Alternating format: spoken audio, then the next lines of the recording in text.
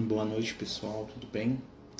Vamos iniciar aí mais um estudo dessa noite de domingo, mais uma oportunidade para a gente poder trocar ideias, conversar, né? Falar um pouquinho aí sobre espiritualidade, este momento aí que o nosso mundo passa de dificuldades e dores, né? Aproveitar, né, para buscar no Cristo, buscar no Mestre Jesus a sintonia, a luz e a paz, né?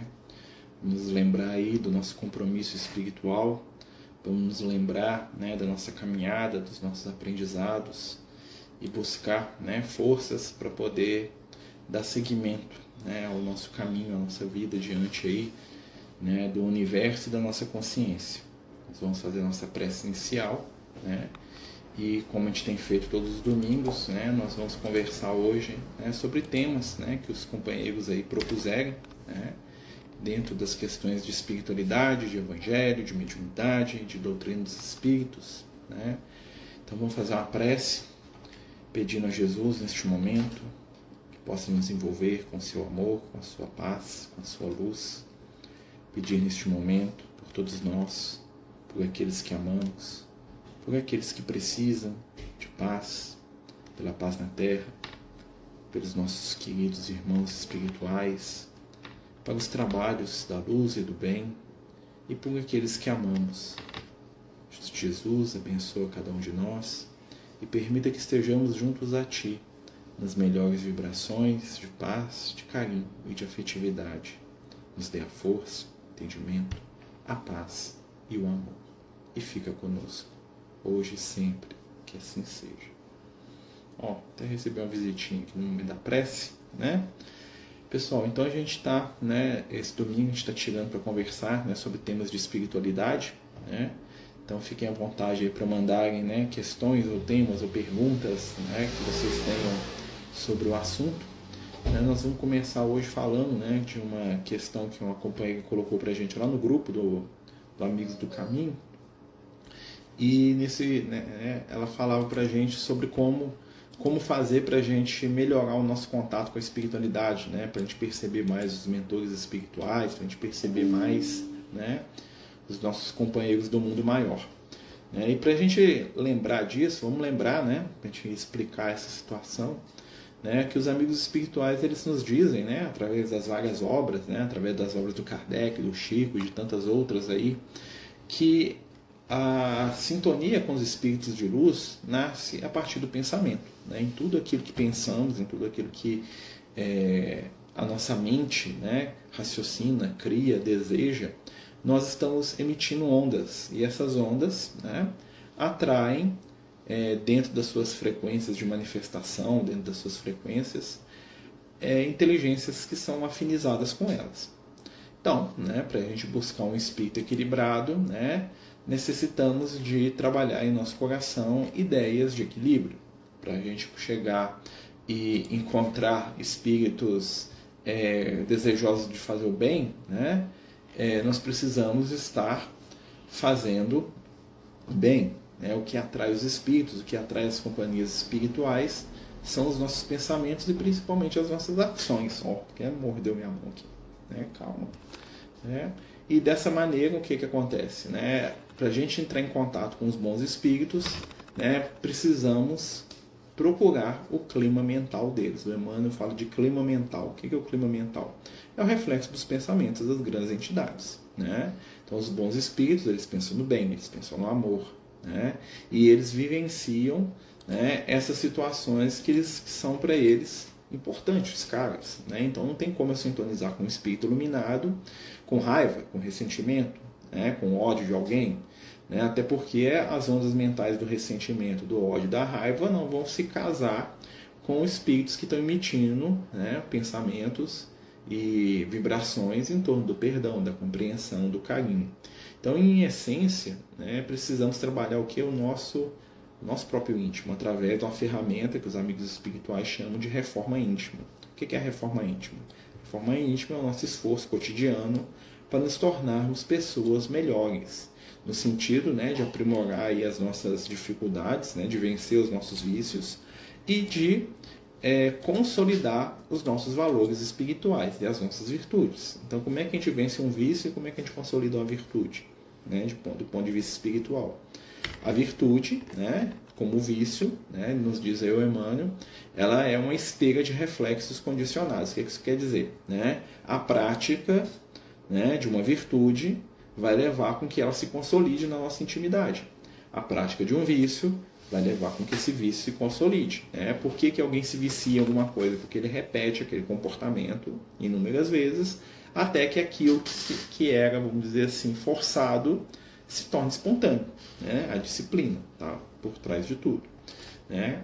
Então, para a gente poder entrar em contato com os bons espíritos, precisamos, urgentemente, aprender a buscar as energias e as vibrações desses bons espíritos. Né? Então, nós precisamos saber o que eles pensam, o que eles sentem, né? Como é que eles lidam com as suas situações, né? O que eles fazem diante das provas, das dificuldades. Então, quando a gente faz isso, nós começamos a modificar o nosso padrão espiritual, o nosso padrão vibratório, né? E a nossa vibração atrai os bons espíritos. Né? Então, vibração é como se fosse mesmo a sintonia da televisão, né? Ou o endereço da web. Né? Você digita o endereço que te leva para determinada página. Você digita lá um nome que te leva lá para um determinado perfil. Assim também se dá com toda influência espiritual. A influência espiritual, ela vem de acordo com a nossa busca por aquela vibração, por aquela energia, né? E nada melhor do que para buscar o contato com os bons espíritos do que a prática da caridade do bem, né? Que, infelizmente, muitos de nós não buscamos, porque fazer caridade dá trabalho. Né? Fazer caridade, quando a gente fala, gente, não é a caridade do alimento, né? A caridade da roupa, que também são muito importantes, né? Mas a caridade da convivência, a caridade da ação do dia a dia, né? A caridade de suportar o outro por amor, né? Aceitando e compreendendo o outro da maneira como ele é. Né? Então, dessa forma que nós vamos, pouco a pouco, estabelecer vínculo com os espíritos. Né? E também tem a questão do gosto. Né? Então, um bom espírito, onde que a gente vai encontrar ele? Fazendo bem. Né? Então, para a gente encontrar um bom espírito, devemos ir pelo caminho dos bons espíritos. Não tem segredo. Né? Quando você pensa em algo de luz, em algo de afeto, você já está emitindo uma energia, um pensamento, uma vibração. Né? E essa vibração está convocando aqueles que pensam e sentem como você a participarem e a dividirem com você aquele momento. Né? Então, o pensamento é sempre tudo. Né? Então, hoje, por exemplo, né, quantos companheiros aí no mundo estão sintonizados com as vibrações da guerra? Né? Nós estamos tendo uma guerra e a gente muitas vezes acha que a gente não tem responsabilidade com ela. Ah, não, aquela guerra está muito longe.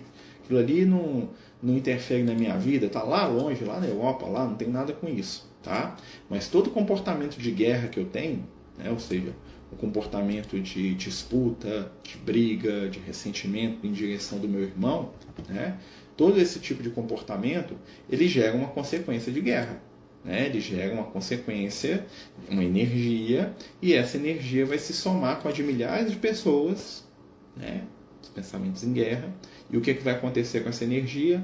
Ela vai até os ambientes lá da Europa, ela vai até os ambientes lá que estão tendo, né, as disputas, estão tendo as guerras, e chegando lá, né, essas vibrações, essas energias vão produzir, né, os resultados que nós já sabemos. Né, o conflito, a briga, né, elas vão estimular, né, as vibrações desequilibradas de companheiros e companheiras, né, que estão perdidos, que estão ali vibrando na raiva, no ressentimento, no ódio. Isso no ponto de vista material, né? E no ponto de vista espiritual também.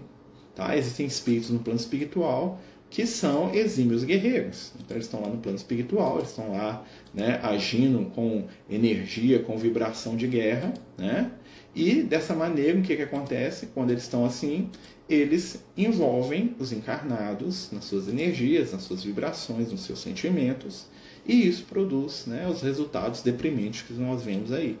Né? E aí nós vamos começar a entender, pouco a pouco, o quanto nós, né, encarnados aqui, somos responsáveis, somos participantes aí dessas situações. Pessoal, hoje nós estamos tirando para responder as questões aí que os amigos estão mandando, tá? Então, se tiver alguma questão de doutrina, de evangelho, alguma dúvida que você tem aí, né? Fique à vontade, né? Nós vamos tirar hoje a nossa reunião, o nosso estudo, né? Reunião, né? Nós estamos aqui encarnados, né?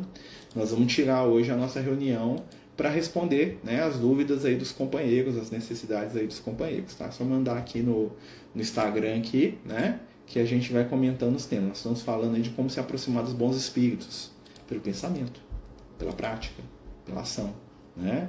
Então, aquele que pensa no bem atrai os espíritos do bem. Né?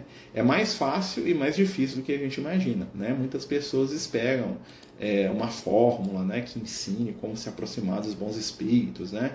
Uma forma que faça com que a gente atraia, né, talvez alguma coisa que você coloque uma roupa, ou então alguma coisa que você haja um tipo de prece. Né? Os espíritos não são atraídos pelo conteúdo, né, ou de algum ritual ou de alguma coisa nesse sentido. Os bons espíritos, eles são atraídos pelas vibrações dos nossos sentimentos. Isso que atrai os bons espíritos, né? E essas entidades desencarnadas, né, essas entidades que estão fora do corpo, elas respondem, né, às vibrações que colocamos no sentido, né, de se juntarem a nós. Então essa é uma das grandes, né, oportunidades que nós temos. Nós comungamos com os bons espíritos na medida em que nós nos unimos, né, mentalmente a eles. Né? Pelo quê? Pelas nossas escolhas, pelas nossas ações, pelas nossas atitudes, pela nossa vontade. Né? E aí nós vamos entendendo aí, pouco a pouco, que o que importa não é o que eu faço, né, exteriormente, mas aquilo que eu sinto, aquilo que eu penso. Toda a realidade espiritual é uma realidade de pensamento. Os planos elevados são reflexo dos pensamentos em equilíbrio daqueles companheiros que estão equilibrados, que estão no bem. Assim como os planos, né, inferiores são reflexo daquelas mentes adoentadas, daquelas mentes sofredoras, perdidas no egoísmo, no orgulho, na raiva. Né? Então isso é uma coisa para a gente poder sempre se lembrar. O mundo espiritual é o reflexo da nossa mente. Para onde que nós vamos quando a gente desencarnar? Exatamente para o ambiente espiritual que reflete os nossos desejos, as nossas vontades, as nossas emoções. É para lá que nós vamos. É para este ambiente espiritual, né, que nós vamos participar. Né? Ou seja, o ambiente que reflete a nossa intimidade. Né? Então, normalmente nós vamos para as regiões do plano espiritual até que nós gostamos. Né? Então, o viciado, desequilibrado, doente, né, ele vai para regiões que refletem a intimidade dele. Né? Parece até estranho, mas é isso. Né? Muitos de nós vamos para regiões do mundo espiritual aí que são a nossa cara. Né?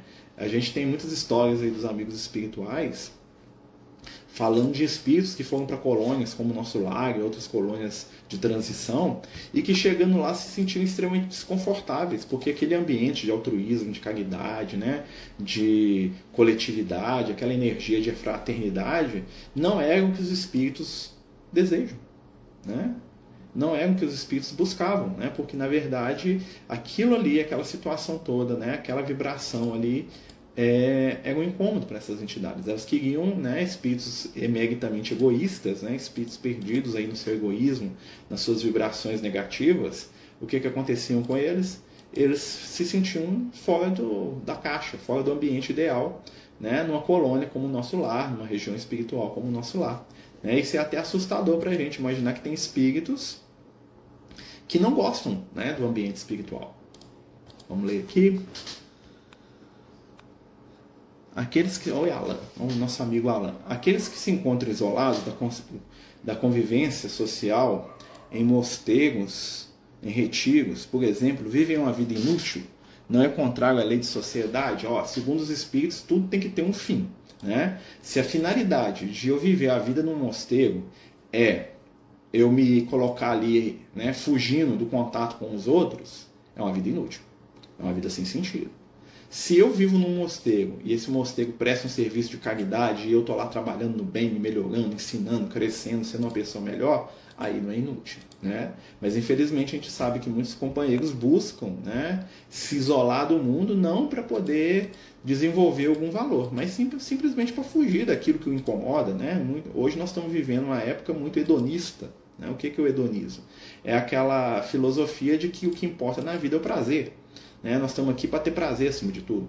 Então, muitas pessoas presas nesses conceitos, né, elas querem fugir do convívio humano para poder simplesmente não passar dificuldade ou não ter que estar entrando em contato com pessoas que elas consideram que são ruins, ou são chatas, ou são difíceis, né? Então isso é uma fuga.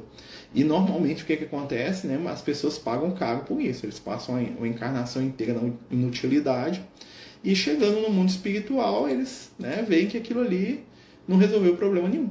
Né? Não houve nenhum crescimento espiritual naquela situação. Né? Então toda situação, né, que nós passamos na nossa encarnação, se ela não está produzindo algo de útil, ela é uma situação inútil. Não serve para nada. Né? Então, a pessoa que se isola, a pessoa que foge da vida, né, ela está se isolando. Né? Ela está perdendo tempo da encarnação.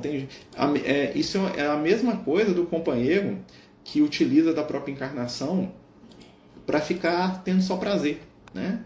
Então, ele tem uma vida só de prazer, de fazer aquilo que ele quer, né? E não precisa fazer mais nada. O outro, né, ele vai para o outro extremo. Ele foge da vida, né, a pretexto de fugir das dificuldades, de fugir do mundo cruel. Né? Ele se isola e ele também não colabora para o mundo melhorar. Ele está fugindo daquilo que é, vamos dizer assim, a necessidade espiritual dele. Né? Então ele está ali perdido, né? Está ali num estado de desequilíbrio muito grande e não resolve. As preces feitas lá podem ser úteis? Poderiam esses espíritos darem as energias à prece? Depende, né? Se uma pessoa ela é egoísta, a vibração dela é do egoísmo. Então muitas dessas preces são apenas um balbuciar teatral. Mas é claro que existem companheiros, né, que dentro do seu entendimento eles têm ali uma fé profunda, um sentimento de caridade muito grande. Tudo que importa não é o que você faz, é o que movimenta aquilo. Né? Então não adianta fazer uma prece se essa prece é vazia. Se essa prece não reflete nada. Eu fiquei fazendo uma prece aqui e que se dane, nem lembro depois o que eu fiz. Isso tem muito pouca energia, muito pouca vibração. Né? A prece, o poder dela está exatamente na pessoa que a está realizando. Então, se eu acredito, se eu tenho fé, se eu estou lá vibrando realmente, a prece tem poder. Seja a prece de um terço, né? Seja minha avó rezando um terço, seja o pastor da igreja, seja o budista lá entoando lá, né, o sudra dele, seja lá o budista lá fazendo, né, o mantra, ou fazendo uma prece dele para Buda, não importa. O que importa é o que você está colocando por trás daquela energia. Né? Se a pessoa ficar reclusa em oração, como as irmãs que vivem clausuradas, não seria útil para o mundo? Para quê? Tem que pensar, útil para quê? Se ela for uma irmã daquelas que faz caridade, que fica lá no hospital trabalhando, cuidando, né, tendo atividades em favor do bem, aí é útil. Se ela é uma pessoa que vive apenas enclausurada numa cela lá, olhando para a parede lá, né, e sem nada de útil para o próximo, não, para que ela está encarnada? A encarnação se pressupõe, né, qual que é o objetivo da encarnação? É o trabalho. Né? Vamos pegar o nosso exemplo, Jesus. Jesus recomendou para algum dos seus discípulos ou para alguma das mulheres que andavam com ele que abandonassem a sua vida, se enfurnassem numa caverna e ficassem lá. Olha quantas mulheres encontraram com Jesus, né? A samaritana, a cananeia, a Maria de Magdala, a Maria irmã do Lázaro, a Joana de Cusa, a própria mãe dele Maria, a Maria Marcos, né? A Salomé. Não, olha quantas pessoas. Né? E em nenhum momento Jesus falou para nenhuma dessas mulheres, você quer ser santa? Vai lá pro buraco na caverna, lá vai morar sozinha lá e se isola do mundo. Não mistura com ninguém. Isso aí é uma coisa que veio depois do Cristo. Né? Vamos pensar bem. Né? Toda essa situação, né, veio depois de Jesus. Toda essa situação, né, veio pós Jesus. Né? Então vamos pensar. Né? Em algum momento Jesus, né, ele entrou nessa energia, ou nessa onda? Ele falou para elas ficarem lá? Não. Então, porque isso realmente, né, não era algo interessante. Né? Vamos pensar bem, não era. Né? Lembrar da Alcione, né, que quando virou freira, sim, a Alcione virou freira e ela percebeu que lá no convento ela não estava sendo útil, ela foi e abandonou. Né? Porque ela tinha uma visão do que era ser freira, que era muito diferente da realidade. Ela achava que ela estava lá para se doar e tal, e as freiras, né, que ela conheceu, claro que não são todas, né, gente? A gente tem que lembrar sempre disso, né? Eram apenas espíritos que estavam fugindo da vida, né, das suas necessidades. Marcelo, a água benta no catolicismo seria a mesma coisa que a água fluidificada? Em essência, sim. Né? O que importa, o que é água fluidificada? É uma água onde os espíritos colocam vibrações e energias positivas baseado na fé das pessoas, né? E na vibração daqueles que estão ali com ela. O que é água benta, se não isso? Né? Só um nome que diverge. Né? Na verdade, a água benta, qual que é o objetivo dela?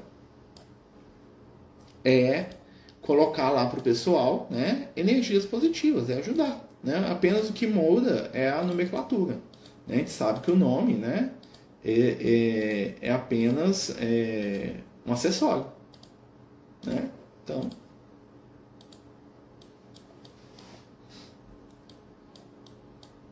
a forma é nada, gente. Vamos lembrar disso. Forma é nada, essência é tudo. O pensamento por trás é o que importa. Né? Não importa se a água é fluidificada pelo espírita, se é a água que o monge budista lá fez a prece dele, se é a água lá que o mulá islâmico pegou lá né, e consagrou, se é a água que o padre abençoou, que o pastor ungiu. É a mesma coisa. Né? Acho que tudo tem a ver com a visão da pessoa e da forma como ela age. Sim, pensamento é tudo. Né? A fé é tudo. Então, um companheiro com a fé real, com a fé profunda, ele vai ter resultados positivos, sim, nas suas ações. Né? Ele vai ter muitos resultados, aliás, né? Porque o sentimento dele é que transforma aquela água, né, em algo que é espiritualizado. É o pensamento, é a energia, é a vibração dele. Né? Vivemos, né, como diriam lá os espíritos, vivemos em espírito onde está o nosso pensamento. Então a água fluidificada do católico era tão benta quanto a água do espírita, ou do evangélico. E ela pode ser tão amaldiçoada também quanto a água de qualquer pessoa que coloca lá vibrações de raiva, de ressentimento. Eu pego um copo d'água para alguém cheio de ódio. Imagina, né? Alguém me pede um copo d'água, eu vou lá dar nada da vida, pego aquela água lá e entrego para a pessoa. Eu estou impregnando a água com toda a minha energia. Né? O Lucas sempre fala que quando a gente for beber água, para a gente pensar que a água é um remédio e pensar o que está entrando junto com a água. Funciona. Então você bebe lá, estou bebendo alegria, estou bebendo fé, estou bebendo esperança, estou bebendo boa vontade, estou bebendo aqui, né, a cura para os meus sentimentos, para as minhas emoções, estou bebendo aqui. Né? Então, olha só, a gente vai trabalhando emoções e sentimentos e aquilo vai ajudando a gente. E funciona mesmo. Né? O pensamento ali, ele vai transformar aquela água, ele vai transformar, né, aquela bebida em algo superior, em algo espiritualizado. Mas se a pessoa quer ficar isolada, mas isolar para ler e aprender, tá, mas ela não precisa se isolar do planeta Terra numa caverna a vida inteira para fazer isso. Dá para fazer isso em casa. Dá para fazer isso convivendo com os outros, dá para fazer isso tendo uma família, dá para fazer isso tendo um trabalho e sendo útil à sociedade. Uma coisa não impede a outra, não. Né? Então, assim, normalmente espíritos que fazem isso são espíritos que estão em fuga, que não queriam estar reencarnados e quando se veem reencarnados, querem fugir dessa situação de reencarnado. Então eles tentam, de toda maneira, sair do convívio do mundo. Mas o que ensina o espírito é exatamente o convívio com quem é diferente dele. Né? Senão ele não reencarnasse, se ele ficava lá se fosse para isso, pensa bem, ele ficaria numa região do plano espiritual, onde ele não entra em contato com alguém, ele ficaria lá 100 anos estudando. Né? A encarnação não é para isso. Jesus não fez isso, ele nunca recomendou que se fizesse isso. Isso é uma fuga. Em 90% dos casos, ou mais, você fuga. O espírito está fugindo do convívio com os outros, porque os outros são difíceis, ele não quer lidar com os outros. Né? E, mas ele não tem, ele não quer, ele quer aprender. Tá, mas ele poderia estar ensinando. O que adianta ele aprender um monte de coisa e não ensinar nada para ninguém? Né? Então, é raríssima vez que isso tem algum proveito para o espírito. Só se for em casos muito particulares e limitados. Você vê lá, ó, quando o Paulo converteu ao cristianismo, né, o Saulo, ele foi lá para o Oásis de Dan. Ele ficou 3 anos no Oásis de Dan, 3 anos. Né? Mas ele ficou lá estudando o evangelho com as pessoas que estavam com ele. Ou seja, depois disso ele saiu e foi viver a vida dele como cristão. Ele não ficou a encarnação dele toda presa lá no Oásis, não. Então existem períodos. Né?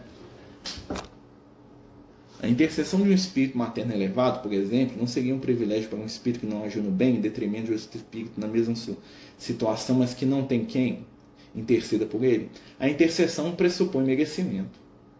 Porque se esse espírito cativou o amor daquela mãe, alguma coisa ele fez. Né? Então ele tem algo de bom. E o que acontece? Existe um limite de intercessão.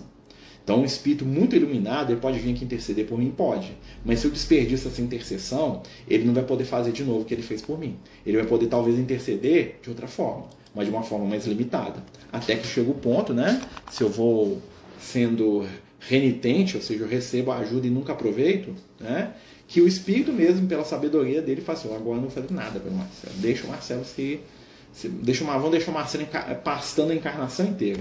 Vai ser bom para ele, vai desenvolver um monte de valor, né? Pra gente, isso é loucura, né? Porque a encarnação pra gente é a vida.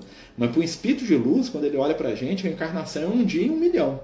Tá? Então, para os amigos espirituais que sabem que a gente está aqui, tem 10 mil existências, 10 mil encarnações, o que é uma encarnação? 5 minutos. Então, um bom espírito, ele pode interceder sempre, mas dentro de uma, vamos dizer assim, de uma quantidade de intercessão.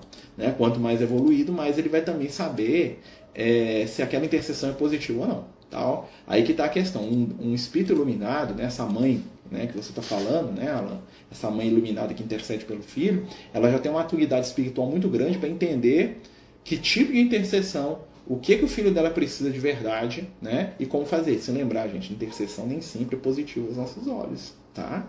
Tem espíritos iluminados que intercedem, trazendo alguma dificuldade para a gente, porque aquela dificuldade no frigir dos ovos, no final da história, vai ser útil. Né? Então, às vezes o Marcelo está aqui, tudo bom, o espírito fala assim, não, vou interferir aqui, o Marcelo perdeu o emprego dele. Por quê? Porque é útil para o Marcelo passar dificuldade, para ele poder aprender o que é passar fome. No dia que alguém pedir uma cesta básica para o Marcelo vai se comover. Então é bom ele passar fome um pouquinho. Deixa ele não vai morrer não, porque nós vamos ajudar ele. Mas deixa ele passar fome 1 ano aí para ele ver, né? Passar umas dificuldades, para ele aprender. Ele está muito egoísta. Né? Então existem intercessões que são, né, por exemplo, doença. Né? Tem um caso lá nos livros do André Luiz, que eles vão visitar um moço, e o moço estava muito difícil, muito agressivo, né, dentro de casa, né, muito viciado. A espiritualidade fala assim, nós vamos beneficiar o nosso irmão, né, com um mal súbito. Ele não vai morrer, mas ele vai sentir falta de ar, ele vai sentir um incômodo terrível, e durante esse tempo ele não vai conseguir brigar com ninguém nem beber. Né? Então ele vai passar mal demais, mas ele não vai desencarnar disso não. Mas isso para ele vai ser ótimo. Que enquanto ele está passando mal, ele vai rever a vida dele toda. Né? Ele vai ficar aí um mês aí, ó, ruim, né? Deitado numa cama, vomitando, sentindo mal, né? Mas isso vai ajudar ele a crescer espiritualmente. Né? O André Luiz, por exemplo, parece que não pode contar com a intercessão direta da mãe. Ele contou, a mãe dele foi buscar ele no umbral, tiraram ele do umbral por causa dela. Foi a intercessão da mãe dele que tirou ele. Né? Mas a intercessão nem sempre é direta no sentido que a mãe dele vive em outra esfera espiritual. Ou seja, a mãe dele estava em estado espiritual que o André Luiz não estava pronto para acompanhá-la. Né? É muito parecido com o caso de espíritos que às vezes tem uma sintonia muito grande, mas um é muito mais evoluído. Então ele está numa esfera espiritual e o outro não consegue acompanhar, o outro vai ter que correr atrás, vai ter que se esforçar. Né? O caso do André Luiz é esse, ele estava no nosso lar, que era um ambiente espiritual que ele dava conta, a mãe dele estava na esfera superior. Então a mãe dele tinha conquistado o direito de estar na esfera superior e de ajudar quem ela quisesse de lá. Tanto que ela ajudou o André Luiz, ajuda as irmãs do André Luiz, ajuda o pai do André Luiz, né? Então assim, né, ajudou o avô do André Luiz indiretamente, né? Porque ela já estava encarnada naquela época, mas com certeza foi ela que mexeu ali para o André Luiz encontrar com o avô dele, né? Então você pensa bem, ela não estava ali diretamente, mas ela estava agindo. Né? Nós queremos que a coisa aconteça do nosso jeito, mas o tempo e a forma dos espíritos de luz realizarem as coisas é diferente da nossa. Por isso que muitas vezes as pessoas se decepcionam. A gente quer os espíritos de luz materializados e pensando com a mesma pressa, a mesma ansiedade que nós temos aqui enquanto encarnados. Primeiro, os espíritos de luz não acreditam, não existe morte para eles. Né? Então, o cara fala, o fulano está morrendo, para o espírito de luz é outra história. Né? Por quê? Porque o cara não está morrendo, ele é imortal. Simplesmente o corpo dele está acabando, eu converso com ele aqui no plano espiritual daqui a pouco. Né? Então eles entendem a vida, né? Intercessão, porém não foi intercessão imediata. Por quê? Porque ele não merecia. Como é que você interfere numa coisa que depende do livre-arbítrio do outro? A intercessão por André Luiz foi uma ajuda, né? Mas se o André Luiz não quiser, não tem intercessão que resolve. Não tem como você tirar um espírito criminoso do umbral e levar ele para o nosso lar. O que vai acontecer? Ele não vai conseguir ficar lá, ele vai fugir. Né? Tem relato de espírito que foge das colônias. Né? Então, assim, às vezes um espírito novato que tem alguma capacidade espiritual, mas que não tem tanta sabedoria, ele pede, fala, tira o meu pai lá do umbral, vou levar ele, beleza. Né? A espiritualidade fala assim, ó, se eu fosse você não faz isso agora não, vamos deixar ele mais uns anos lá, porque aí amolece ele. Não, que eu quero agora, eu posso, eu tenho intercessão. Fala, tá, tudo bem, você tem, então vamos lá tirar ele. Eles vão lá, tiram o espírito e levam para a colônia. Chegando na colônia, o espírito continua violento, agressivo, arrogante, enlouquecido, doente, né? E tanto faz até que ele foge de lá. Existem espíritos que fogem das cidades espirituais, não suportam aquele ambiente. Né? Um espírito muito egoísta no meio de gente altruísta, aquele é o fim do mundo para ele, porque ele só pensa nele. E todo mundo vai estar lá em cima dele falando o tempo todo para ele pensar no outro, no próximo. Ele não quer pensar no próximo, quer pensar nele. Né? Então, assim, imagina um espírito que tem muito poder num ambiente onde todo mundo é humilde, onde ele não manda em ninguém. Ele é o desespero, é o fim do mundo para ele. Ele prefere para um umbral. Lá no umbral ele junta meia dúzia de desequilibrado igual, ele começa a mandar nos caras e fica feliz. Né? Então, assim, muito da interferência espiritual também necessita do quê? Da gente estar pronto. O André Luiz foi ajudar quando ele estava pronto. Mas a intercessão estava lá. Ó. Na hora que o negócio, que ele virou a chave, os espíritos de luz falaram, tiraram ele do umbral. Né? Intercessão imediata pode até curar, mas não resolve. Jesus faz intercessão imediata. Ia lá e curava o cara. Mas se o cara não mantesse a cura, ele voltava e pegava a doença de novo. Né? Ele dava um corpo novo pro cara. A gente ganha um corpo novo quando a gente reencarna, né? Mas se eu não manter meu corpo, eu fico doente, igual na minha última encarnação, né? Então eu reencarno aqui por intercessão. Eu era vamos dizer que eu era um alcoólatra. Aí eu reencarno por intercessão de alguém que me ama no plano espiritual com um corpo perfeito, sem nenhum traço, né, dos resquícios do alcoolismo. Pela minha necessidade, né, eu destruí o meu fígado, destruí meu organismo, eu ia reencarnar totalmente desequilibrado. Né? Meu corpo ia obedecer a formar um corpo com problema hepático, um monte de coisa. Ia ser um menino com problema hepático. Aí vem um espírito que me ama e fala, não, Marcelo, eu vou ajudar ele, porque eu gosto do Marcelo, ele é meu amigo, eu amo ele demais. Ele vai reencarnar, eu vou dar uma chance pra ele. Ele vai reencarnar sem ter nada. Aí o Marcelo reencarna um corpo novinho em folha. Né? A intercessão aconteceu. Aí o Marcelo, quando começa a fazer 14 anos de idade, começa a encher a cara. O que acontece? Às vezes, em 6 meses, o organismo dele arrebenta tudo. Assim, mas não pode, o fulano bebe há 20 anos, o menino bebeu 5 anos, né? 5 meses e está morrendo. Né? Por quê? Porque estava lá represado. Né? A intercessão estava segurando, mas o meu comportamento, né? É como se eu dissesse, eu não quero intercessão, eu quero ser eu mesmo. Aí eu empurro a intercessão para lá e aí volta tudo. Né? Então tem gente que desenvolve doença assim, ó, em meses, um comportamento desequilibrado. Por quê? Porque está sendo represado. Alguém lá botou a mão e falou assim, não. Aí eu falei, não. Aí eu empurrei a mão e falei, sim, eu quero. Deu o que deu. Né? Então a intercessão, ela funciona desde que, né, a gente a mantenha, não adianta. E com certeza na próxima encarnação, né, por mais que o outro queira interferir, não vai dar para dar um corpo 100% perfeito, não. Vai falar assim, não, 100% não, eu deixo você dar uma aliviada para ele aqui. Mas você viu que dar um corpo 100% perfeito com o Marcelo é bobagem. Né? Então vamos dar um corpo aqui com umas limitações boas aqui para ele poder aprender a ser uma pessoa melhor.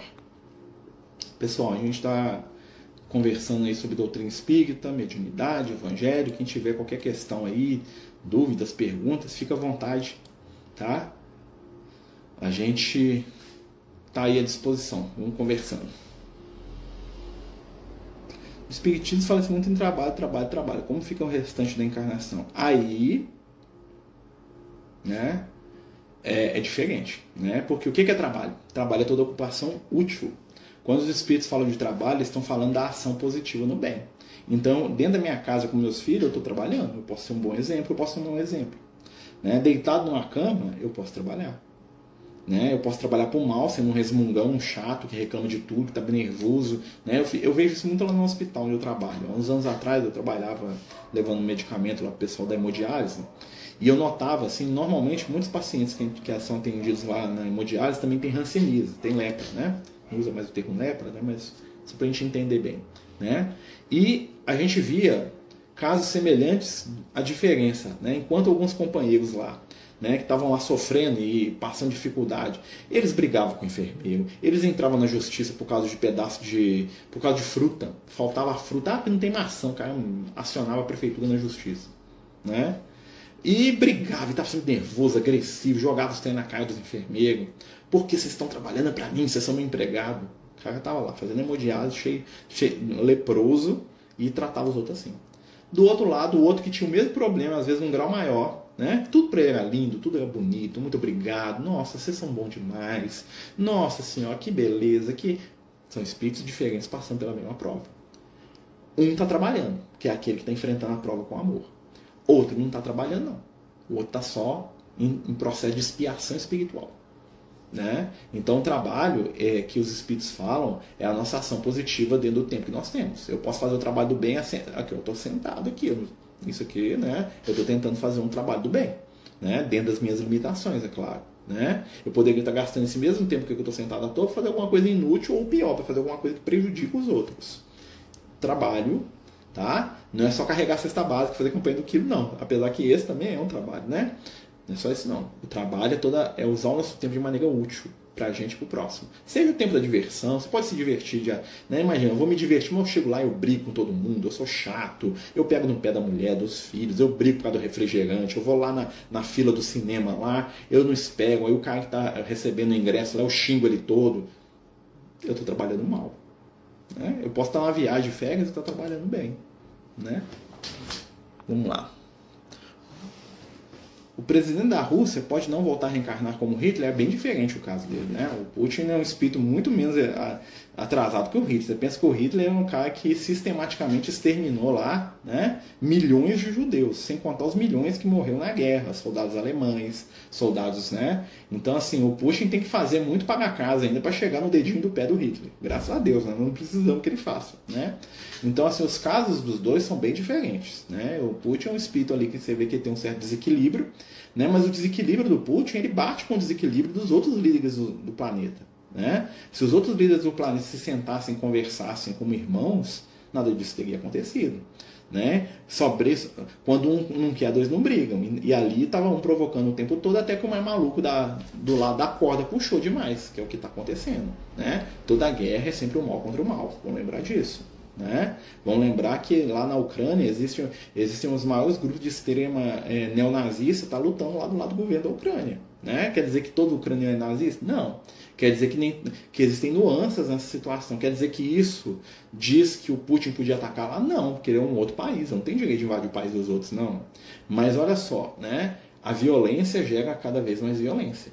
Se os líderes mundiais, ao invés de espremerem a Rússia, sentassem para se conversar, né, para dar uma chance de igualdade para todos, talvez a guerra não aconteceria. Né? Então nós temos que pensar muito nisso. Né? Como dizem os espíritos, toda guerra é sempre o mal contra o mal.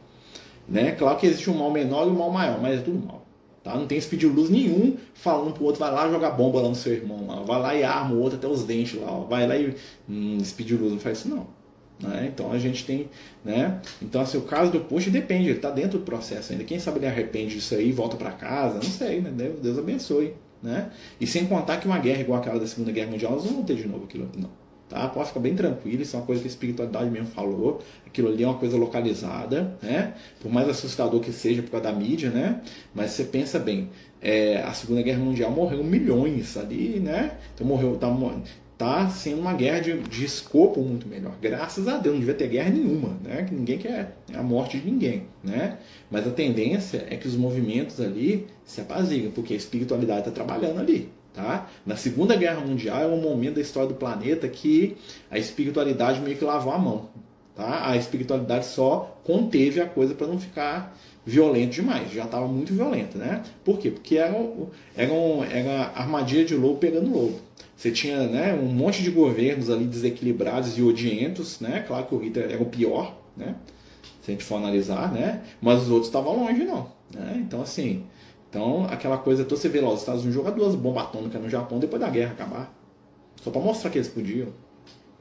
Né? Você imagina jogar uma bomba, matar a cidade inteira. Bum! Morreu. Ah, por quê? Porque para mostrar para eles que nós podemos, para o mundo ficar sabendo aí que hoje, no quadro geopolítico do mundo, nós que somos fortes. Foi isso. Né? O Hitler, se tivesse uma bomba atômica, tinha jogado também. Né? Mas olha só. Né? Seria o momento ali da nação mais poderosa e vitoriosa estender a mão na paz para os outros. Né? Mas não estou falando que um é bom, outro é mal, não. Os dois lados são desequilibrados e doentes. A gente tem que fazer prece pelos dois. Né? Muita prece. Então, como os espíritos conseguem interferir na vida de um alcoólatra? Porque geralmente eles não querem ajuda, perdem a fé, exatamente. Porque o espírito fala aquilo que ele quer ouvir. né? Os espíritos equilibrados, né? Então o espírito desequilibrado, ele está lá e a pessoa escolheu escutar a voz dos espíritos que bebem igual a ele, que fazem o que ele gosta. Tudo é escolha. Mas os espíritos de luz conseguem ajudar sim. Aí vai no conta-gota. Aí vai num processo que é lento, demorado e gradual. A diferença dos espíritos de luz é que os espíritos de luz não desistem. Então o espírito ele pode ficar ali séculos ali para poder resgatar alguém. Leia o livro Renúncia e você vai ver, né, a mãe do Gregório, a Matilde, né? O Gregório, para quem não sabe, foi um papa da Igreja Católica, né, que estava lá nas trevas lá, né? E era um chefe de uma cidade, de uma falange monstruosa que comandava quase que a América inteira nas trevas, tá? Então ele estava lá na cidade, lá do mundo espiritual inferior. E a Matilde tinha sido a mãe dele, e foi ela que obrigou ele a entrar para a igreja. Né? Ele entrou para a igreja lá na Idade Média, lá fora, e lá ele desandou, ele virou um guerreiro, ele abandonou, desacreditou de Deus, e ali ele foi para um umbral, desencarnou, violento, né? E ficou lá e virou um chefe das trevas.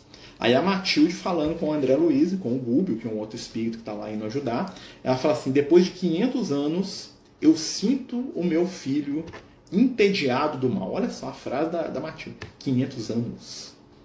Ele estava no umbral, tinha 500 anos que o espírito estava lá liderando as forças das trevas do umbral, cheio de ódio. A mãe dele estava lá observando de longe, sem que ele visse, é claro, né?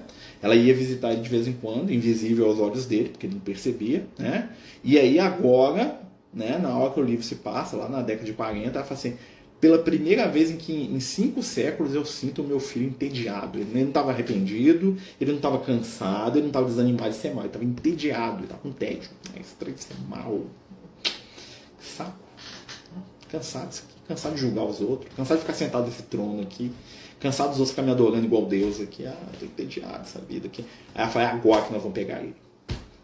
E aí ela faz todo um trabalho com a espiritualidade, parece que foi feito ali em 2 dias, né? Não, estava 500 anos. A gente pegou 500 anos para ajudar o filho dela. 500 anos, né? Um dia, numa semana, 500 anos. E ela foi lá e conseguiu.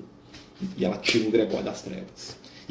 E na hora que ela tira ele das trevas, ela fala assim, eu vou reencarnar, vocês cuidam dele aqui e mandem para mim lá. Porque eu estou reencarnando, eu vou receber ele como filho, que eu vou educar ele de novo. Olha só o amor desse espírito.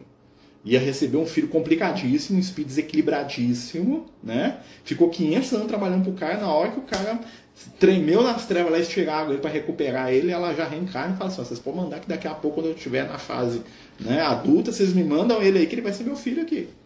Olha só, ela pagou a vida espiritual dela, né? No sentido assim, ela podia estar crescendo em outros aspectos. Claro que ela cresceu, fez um monte de coisa, 500 anos para fazer um monte de coisa, né?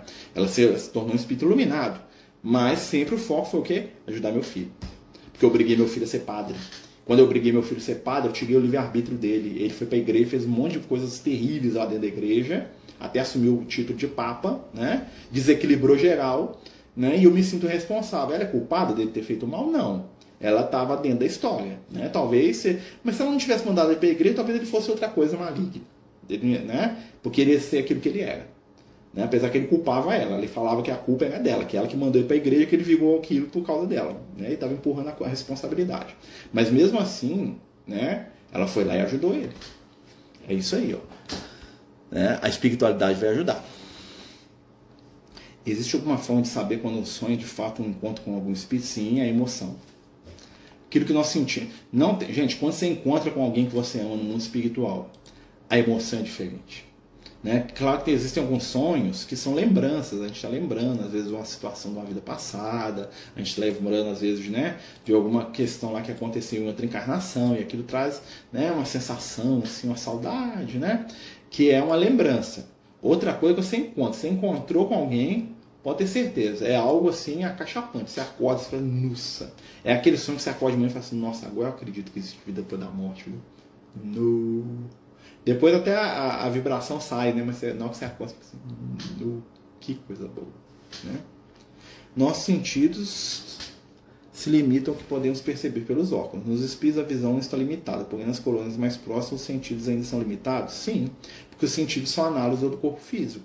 Né? Então o sentido no mundo espiritual, né, o corpo espiritual ele responde à mente do espírito. Se o espírito tem uma mente muito materializada, as percepções dele no mundo espiritual vão ser as mesmas que ele tem aqui no plano físico. Com o tempo, né? Até porque ele não acredita que pode perceber mais do que aquilo. A mente está em tudo. Até porque também, se o espírito tivesse uma percepção visual, ou qualquer tipo de percepção muito diferente, ele ia ficar doido.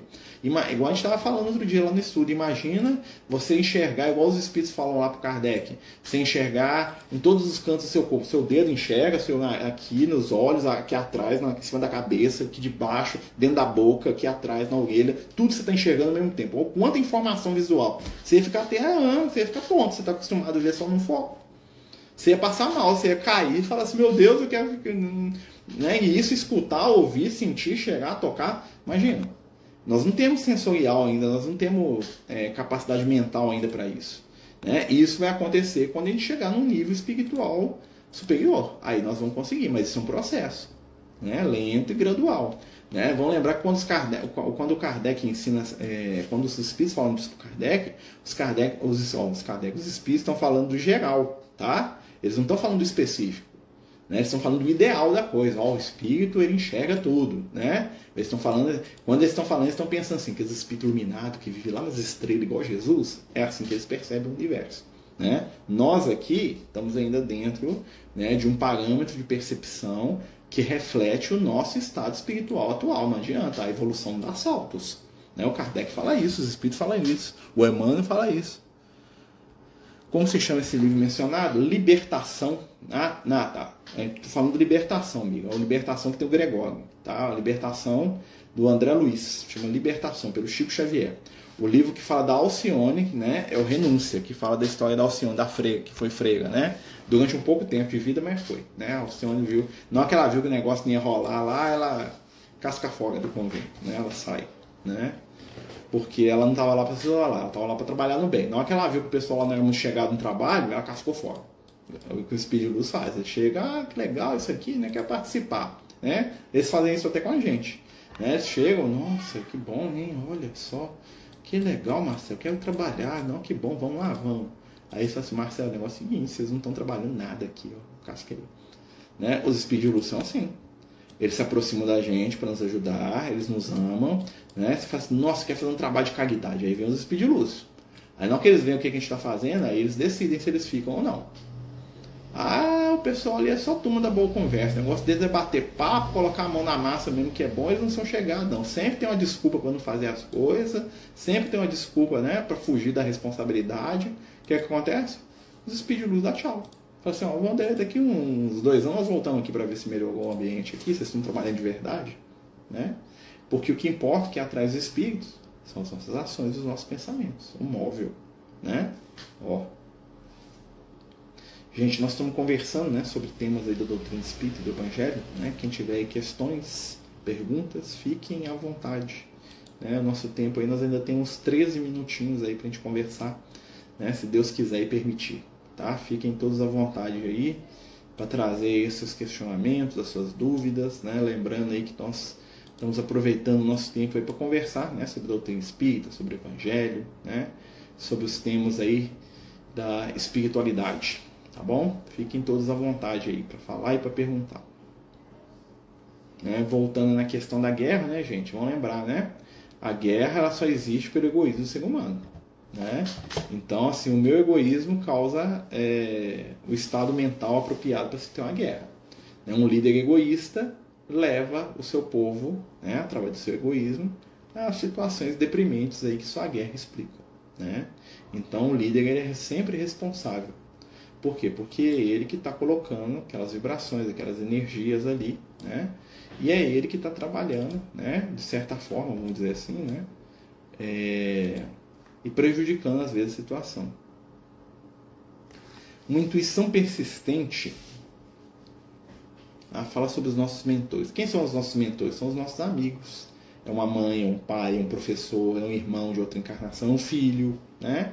É um espírito mais envelhecido, né? No sentido envelhecido não de idade, tá, gente? Cronológico, assim, envelhecido no sentido sistema, no sentido da sabedoria, né? Alguém que nos ama, que nos acompanha, às vezes, muitos séculos, né? Por exemplo, eu falo assim, eu pego o Liel. O Liel é um espírito, né, que ele está na minha história espiritual desde lá do Egito Antigo. Né? Já foi meu pai, já foi meu professor, já foi meu amigo. Sempre que eu encarno, ele está por perto, e sempre que ele encarna, ele dá um jeito de me puxar lá para perto dele. Então existe uma relação afetuosa ali de amor, né? Então o espírito se preocupa com a gente. Né? Então, por exemplo, imagina que ele reencarne e eu estou lá no mundo espiritual. Com certeza eu vou procurar saber o que está acontecendo com ele, vou procurar ajudar, vou procurar ver o que eu posso. Né? Claro que um espírito muito iluminado nem precisa tanto disso, né? Mas os laços com os nossos amigos espirituais são laços de afetividade, são laços de amor, né? São laços construídos ali nos mais belos sentimentos, né? Porque a gente tem uma história espiritual juntos, pode ter certeza. Tá? Tem muita gente que ama a gente do lado de lá. Pode ter certeza.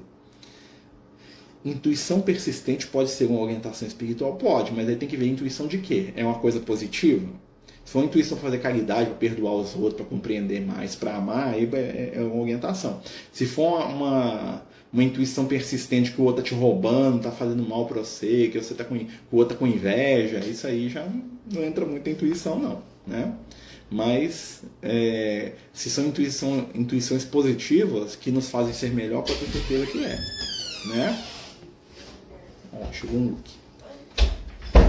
Depois que desencarnamos, o nosso mentor vai ser mentor de outra pessoa ou continua conosco?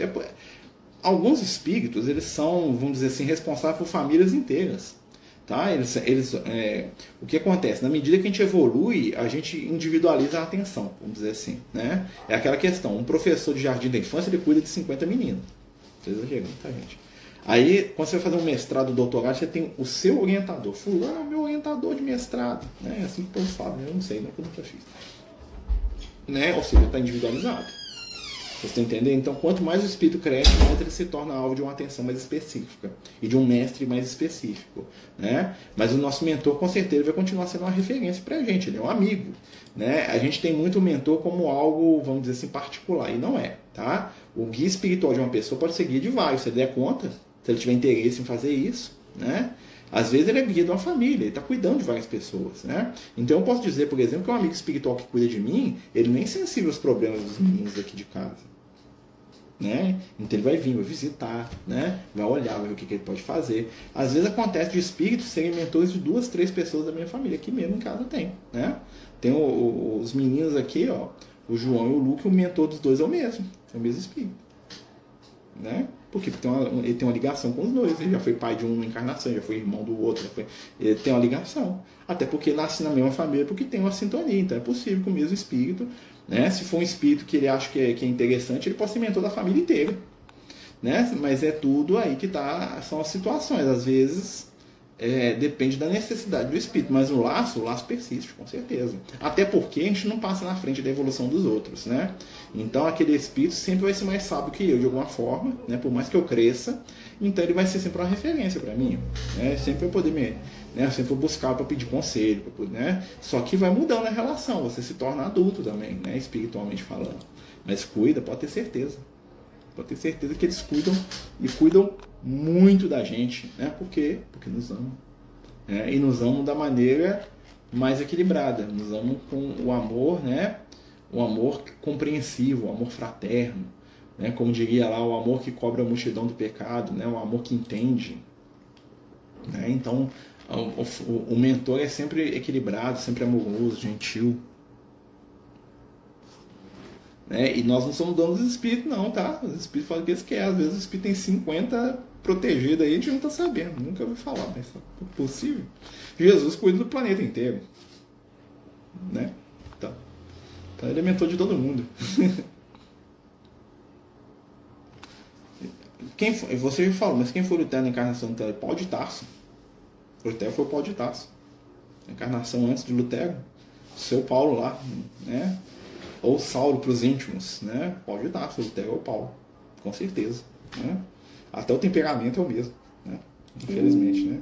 A diferença é o momento encarnatório do Lutero e do Paulo. Né? O Paulo estava encarnado num ambiente muito mais propício para os valores positivos dele aparecerem do que o Lutero. O Lutero ele pegou uma época da história medieval ali que... Né? E aí muita coisa negativa da personalidade dele se sobrepôs ali. Né? Infelizmente o Lutero deu os escorregão no tomate lá, né? A própria questão do cisma da igreja, aquela coisa toda, né? Podemos dizer que o mentor é um presente de Deus. Sim, é o amor. Nós podemos ser mentor de alguém. Né? Se a gente tiver um amor para cuidar, tiver paciência, boa vontade, nós somos mentores uns dos outros. Né? Dizem que o Felipe Melanchthon, amigo Barnabé, é amigo de Lutero. Isso aí, tem um livro do Hermínio Miranda chamado As Marcas do Cristo. Eu gosto demais do Hermínio Miranda, que ele fala isso, eu concordo 110% com isso. O Melanchthon como é que chama? É o Martinho Lutero. Martinho Lutero. O Melanchthon é o Barnabé, tá? O Felipe Melanchthon é um braço filosófico, é o cara mais calmo da dupla, né? E é assim, tá?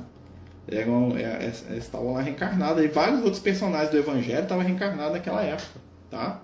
Um monte de gente lá, coisa boa, né? Tava lá, né? O Paulo reencarnou para ser papa, tá? Ele reencarnou para ser papa da igreja e reformar a igreja por dentro. Ele não deu conta, meteu o pé na jaca lá e rachou a igreja no meio, né? Personalidade muito forte, né? Então, num momento de ignorância muito grande espiritual, né? Porque o conhecimento espiritual naquela época era muito menor, assuste-se isso, né? Era muito mais difícil reencarnar na Idade Média do que estar encarnado na Israel da época de Jesus. Por vários aspectos. Primeiro, né?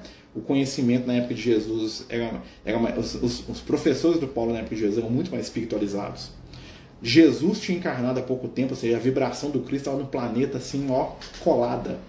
Então Jesus deu uma acalmada no ambiente espiritual da Terra quando ele encarnou, tá? Na época da Idade Média, Jesus já estava no plano espiritual lá, né? Não estava se manifestando mais diretamente no plano físico, né?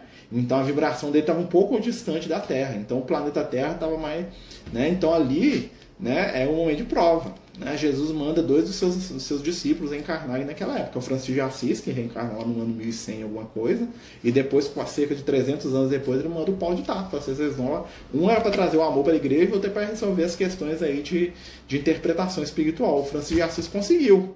Só que depois o que aconteceu? A igreja engoliu o Francisco de Assis, transformou ele em mais um santo, botou ele lá no altar lá, tudo é muito lindo e continua do jeito que está. O Lutero, não. O Paulo quebrou a igreja no meio, criou a reforma protestante, né? Libertou o evangelho de certa forma, porque agora nós podemos interpretar a Bíblia do jeito que a gente quiser, mas ao mesmo tempo ele criou uma coisa difícil de lidar, né?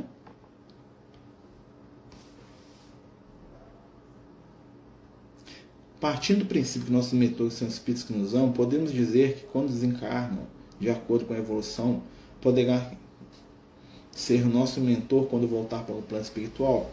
Enquanto a gente está encarnado, né, a gente normalmente tem o mesmo mentor, então não vai chegar o outro lá e mudar, né? Mas um espírito muito equilibrado, ele vai continuar cuidando da gente, né? Porque mentor é igual aquela questão, né? Mentor não é algo fechado e exclusivo, né? Você tem meu mentor que ninguém mexe, não. Os espíritos iluminados, nós temos, o Kardec tem um termo que eu gosto muito, são os espíritos simpáticos, né? São espíritos que nos amam, é uma turma, né? Então tem um espírito que às vezes é mais próximo, mais ali com você no cotidiano, mas tem outros espíritos que estão ali, que quando precisa eles vão, ajudam e movimentam, né? Então assim, o mentor talvez seja o espírito que nos acompanha mais de perto, tá? Então assim, seja aquele espírito que está ali no cotidiano com a gente. Mas nós temos muitos amigos espirituais, né? Então assim, um espírito que tem uma relação afetiva com a gente profunda pode sim se tornar um mentor espiritual, se ele tiver a condição, né? Normalmente para ser mentor ele tem que estar um pouco acima da gente em algum aspecto, né? Ou então, né, ele tem que ter um nível ali de evolução muito grande ali, né, para poder, né, controlar a gente, vamos dizer assim, né, no sentido positivo da palavra, né, gente? Quando a gente fala concentrar, a gente está falando, né, no bom sentido. Pessoal, nós estamos chegando ao final do estudo, né? Nós conversamos aqui sobre um monte de coisa interessante de espiritualidade. Que bom, né, que a gente aproveitou, né? Queria agradecer a todos vocês aí por participarem com a gente, né? E pedir aí a Jesus que possa nos abençoar, né? Pedir aí muita luz para todos nós, que a gente possa rezar por essa guerra aí para ela acabar o mais rápido possível, né? E que a gente possa também rezar para acabar com as nossas guerras íntimas uns com os outros, com a nossa própria intimidade, né? Que algum mentor só pra mim, às vezes o mentor dá conta de muita coisa, viu, Barba? Às vezes o mentor tá te tirando dinheiro, né? Pra ele é fichinha, vamos ver, né? Mas eles cuidam da gente. Vamos lá fazer a nossa prece, agradecer a Jesus pelo momento, pela oportunidade, pedir a espiritualidade amiga que possamos se envolver e que possamos estar sintonizados com o bem, com a paz e com a luz. Abençoa o nosso lar, nossa família. Abençoa os amigos espirituais que tanto fazem por nós, silenciosos, gentis e amigos, nos protegem, nos instruem, nos ajudam e, acima de tudo, nos amam. Senhor Jesus, derrama sobre eles a nossa gratidão, o nosso amor, e permite que algum dia possamos também cuidar e ensinar daqueles que amamos. Fica conosco sempre, que assim seja, graças a Deus. Então, meus amigos, minhas amigas, boa noite a todos. Muito obrigado. A gente vai deixar o vídeo salvo aqui no Instagram. Quem quiser assistir depois vai ser muito bem-vindo. Tá certo? Tenham todos uma boa noite. Os Amigos do Caminho apresentam sua primeira obra literária, Versos do Caminho, uma compilação das mensagens do nosso amigo espiritual Lucas, à venda pelo WhatsApp 31 98827 3218. Toda a renda será destinada para o projeto Neurodiversos.